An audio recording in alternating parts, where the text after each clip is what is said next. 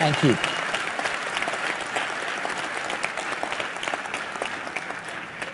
We believe that PlayStation 4 represents a significant shift from thinking of PlayStation as merely a box or a console to thinking of PlayStation as a leading authority on play.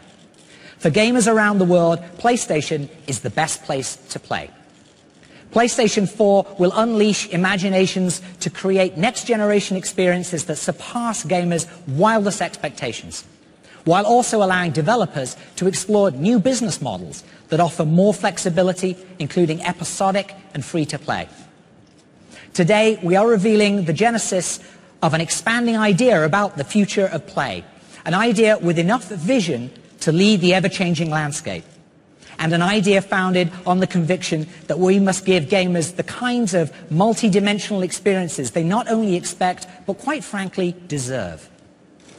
Over the next couple of hours, we're going to show you what the new PS4 is capable of, what innovations it is bringing to gamers, and what central ideas and principles drove its development. You'll meet the minds who form the creative soul of the gaming community, who are pushing the boundaries of play. One of those great minds is the gentleman I'm about to introduce. At the age of 17, he joined Atari, and by age 20 had his first major design success with the arcade game Marble Madness. Future successes were many. He worked with Sega on Sonic the Hedgehog, served as president of Universal Interactive Studios, and was part of the creative team on such blockbusters as Crash Bandicoot, Jak and Daxter, and Ratchet and Clank. Now, as our lead system architect on the PlayStation 4, he has been able to harness the engineering prowess of Sony Computer Entertainment with deep developer insight to create a next-generation platform that sets a new industry standard. Now, the architecture that we chose is like a PC in many ways, but supercharged to bring out its full potential as a gaming platform. For the CPU, we chose the most familiar architecture on the planet, the x86, allowing us to tap into over 3 decades of programming expertise.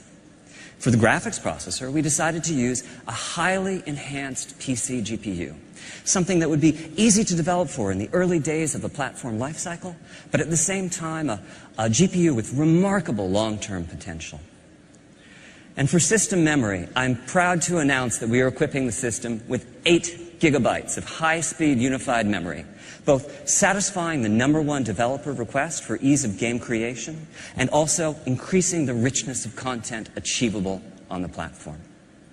And this system memory is backed by the massive local storage that only a hard drive can provide. Overall, this architecture is designed to ensure that the very best games and the most immersive experiences will reach the player. Now, the next few demos are live, so I get the pleasure of sharing with you, for the first time, the new controller. And here it is, the DualShock 4.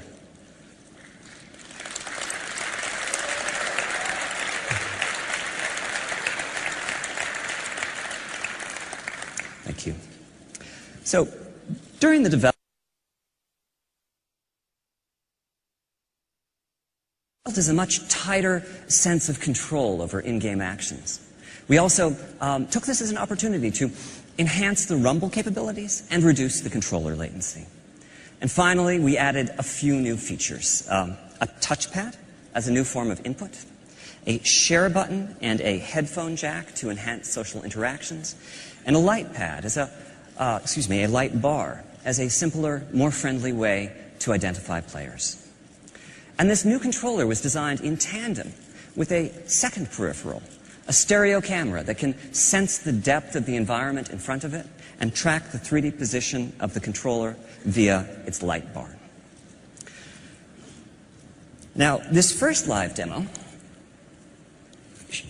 shows the payoff from the augmented PC architecture. This is Unreal Engine 4 from Epic, running in real time on prototype hardware. There's some very sophisticated technology here, GPU-accelerated particle systems and realistic transmissive materials with substantial subsurface scattering. And this is all running in real time. I can look around as the animation plays using the touchpad input. Not only do we have the power to drive this level of application, But we also have, in PlayStation 4, an extraordinarily easy conversion path from the PC world.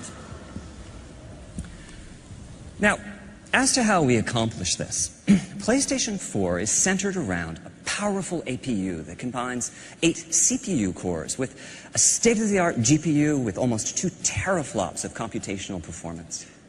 Putting CPU and GPU on the same die gives them streamlined access to a common pool of memory. And with PlayStation 4, we're taking an unprecedented step.